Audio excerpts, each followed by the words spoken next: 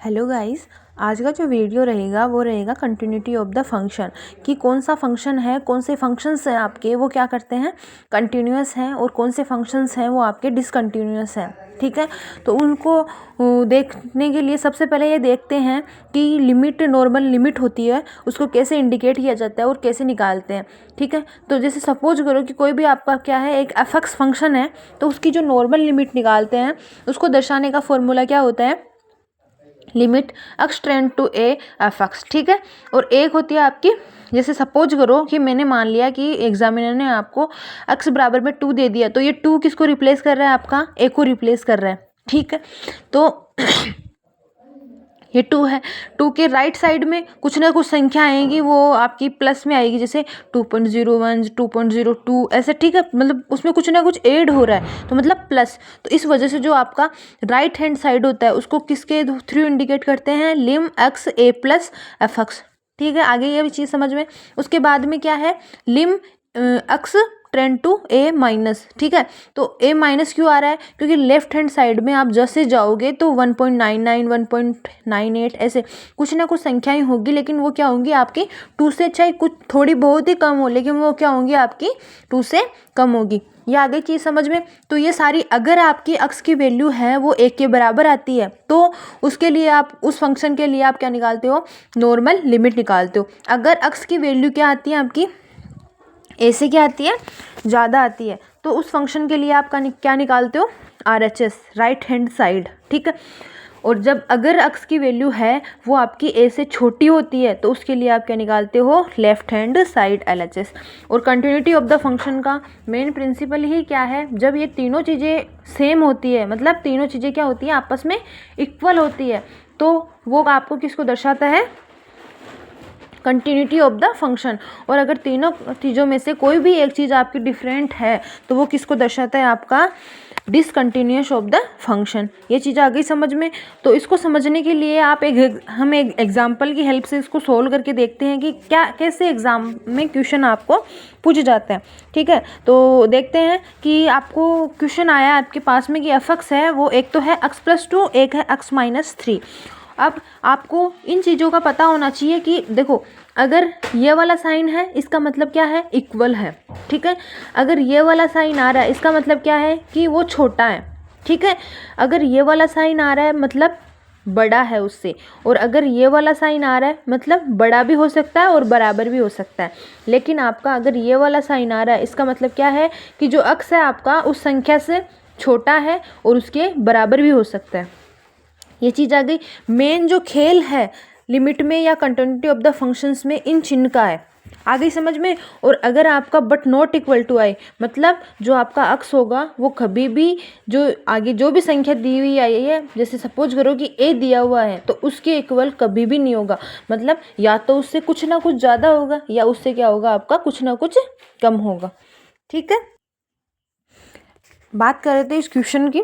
तो आपको दिया है, उसने दिया है एक समीकरण x+2 और उसमें बोला है कि जो x की वैल्यू है वो या तो क्या होगी 3 से कम होगी या क्या होगी 3 के इक्वल होगी। ठीक है, दूसरा समीकरण उसने दिया है आपको कि x-3। ठीक है, वहाँ पे उसने क्या बोला है कि जो x है वो क्या होगा, आपका 3 से क्या होगा, बड़ा होगा। ठीक है, और यहाँ पे जो नॉर्मल उसने जो एक लिमिट फिक्स की है वो कितनी है आपकी, x बराबर में 3। तो देखो कैसे क्वेश्चन को सोल्व करता है। मैंने सबसे पहले आपको क्या बताया था, जो इक्वल में आए उस समीकरण से आपको क्या निकालनी है, नॉर्मल लिमिट निकालनी है। और उसको कैसे इंडिकेट करते हैं, लिम x अग्रसर हो रहा है या ट्रेंड कर रहा है एक ही और एफ एक्स, यही बताया था। तो क्या हो जाएगा, लिम एक्स वैल्यू क्या है, दी है उसने 3 दी है। ठीक है, और आपका फंक्शन है कि कौन से फंक्शन के लिए निकलेगा, क्योंकि देखो यहाँ पे 2 फंक्शन दिए हुए हैं आपके, एक तो x+2, एक क्या है x-3। लेकिन जो आपका x+2 है उस फंक्शन के लिए क्या दिया उसने कि ये x की वैल्यू है वो 3 के इक्वल भी हो सकती है या छोटी भी हो सकती है, मतलब इक्वल दिया है उसने। तो इस वाले इक्वेशन से आपका क्या निकलेगा, x+2। ये चीज़ आ गई समझ में। तो इस वाले इक्वेशन से आपका क्या निकलता है, नॉर्मल जो लिमिट आती है वो निकलेगी। ठीक है, अब आप क्या कर दो, x की वैल्यू है वो फुटअप कर दो, तो 3 + 2 कितना हो गया, 5 हो गया। आ गई ये चीज़ समझ में। उसके बाद में अगले क्वेश्चन पे चलते हैं। अगला क्वेश्चन मतलब अगले स्टेप पे चलते हैं। ये क्या हो गया, आपकी स्टेप फर्स्ट हो गई। उसके बाद में स्टेप 2 पे जाते हैं। वो क्या होती है कि आपको क्या निकालना होता है, RHS निकालना होता है। ठीक है, RHS को कैसे इंडिकेट करते हैं, जैसे मैंने आपको ऊपर बताया कि लिम ए अक्स अग्रसर हो रहा है ए प्लस की ओर और एफ एक्स, इसी से इंडिकेट करते हैं। ठीक है, उसके बाद में क्या करना है आपको, देखो लिम की जगह लिम रखना है और जो ए की वैल्यू है ना आपकी, जो स्टार्टिंग में उसने फिक्स कर दी ना कि 3 है, तो आपको 3 ही लेनी है। ठीक है, 3। और देखो यहाँ पे मैंने क्या बताया था, प्लस आ जाएगा, ये प्लस, तो ओनली प्लस लगाना है। अक्स की वैल्यू अब देखते हैं कि कौन सी इक्वेशन है आपको काम में लेनी है। ठीक है, RHS में क्या होता है कि जो अक्स की वैल्यू होगी ना आपकी, वो ए से क्या होगी, बड़ी होगी। और ए यहाँ पे उसने कितना बता दिया आपको, 3 बता दिया। ठीक है, कुछ ना कुछ होगी, लेकिन क्या होगी, वो 3 से बड़ी होगी। तो देखो दोनों इक्वेशन में से बड़े का जो साइन है वो किस में दिख रहा है आपको, सेकंड वाली इक्वेशन में। ठीक है, तो इस फंक्शन से आपको क्या निकालनी होगी, RHS निकालनी होगी। तो अक्स माइनस 3 ये हो गया। ठीक है, उसके बाद में सिंपली आपको क्या करना है, जो उसने पहले जो फिक्स कर दी ना अक्स की लिमिट, वो ही आपको रखनी है। चाहे आप RHS निकाल रहे हो, चाहे LHS निकाल रहे हो, कुछ भी निकाल रहे हो। ठीक है, लेकिन वैल्यू जो उसने फर्स्ट स्टार्टिंग में जो एक ही दे दी वो ही रखनी है। जो मतलब कम ज़्यादा, ये ओनली इतना इंडिकेट करता है कि कौन सी इक्वेशन या कौन से समीकरण से आपका LHS निकलेगा और कौन से समीकरण से आपका RHS निकलेगा। ठीक है, फिर क्या हो जाएगा, एक्स की जगह कितना रखेंगे, 3, 3 माइनस 3 कितना हो गया, 0 हो गया। ठीक है, उसके बाद में थर्ड स्टेप पे आते हैं, स्टेप नंबर 3 पे।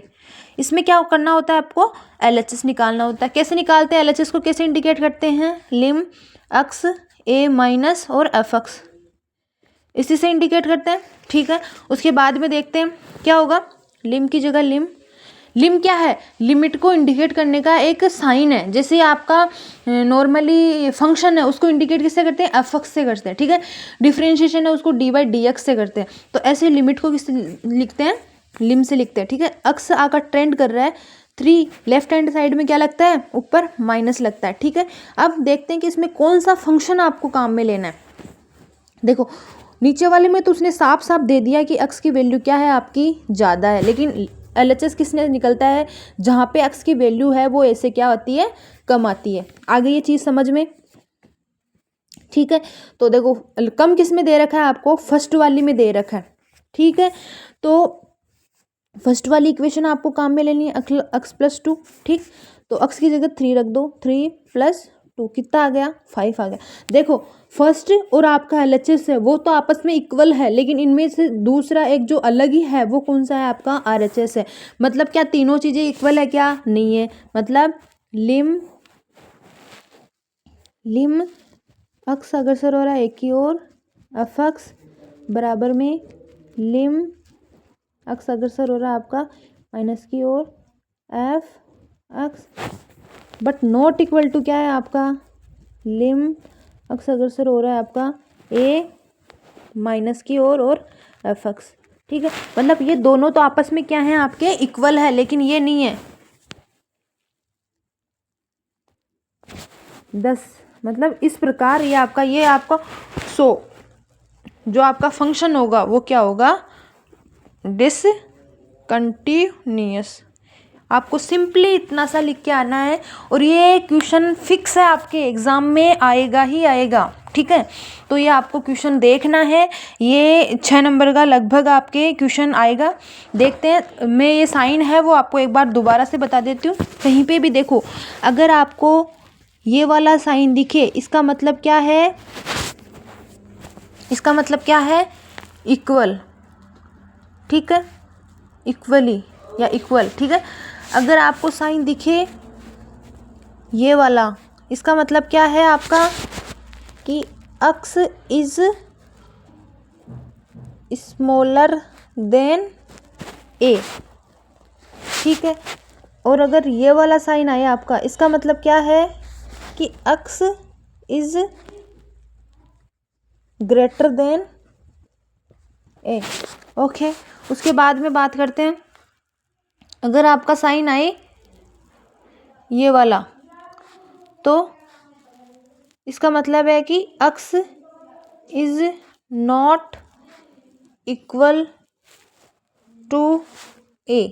ठीक है। उसके बाद में अगर ये वाला साइन आए, इसका मतलब क्या है, x इज इक्वल एंड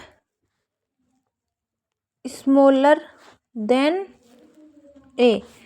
और अगर आपके ये वाला साइन आए, इसका मतलब क्या है, x is equal and greater than a। Okay, अगर ये चीज़ आपको समझ आ रही है तो आपके एग्ज़ाम में कोई भी क्वेश्चन आ रहा है फंक्शन का, कंटिन्यूटी ऑफ द फंक्शन का, आप उसको इजीली सॉल्व कर लोगे। ठीक है, थैंक यू। अगर आपको कोई भी डाउट हो इस क्वेश्चन में तो आप अपनी क्वेरी है वो कमेंट बॉक्स में प्लेस कर सकते हो।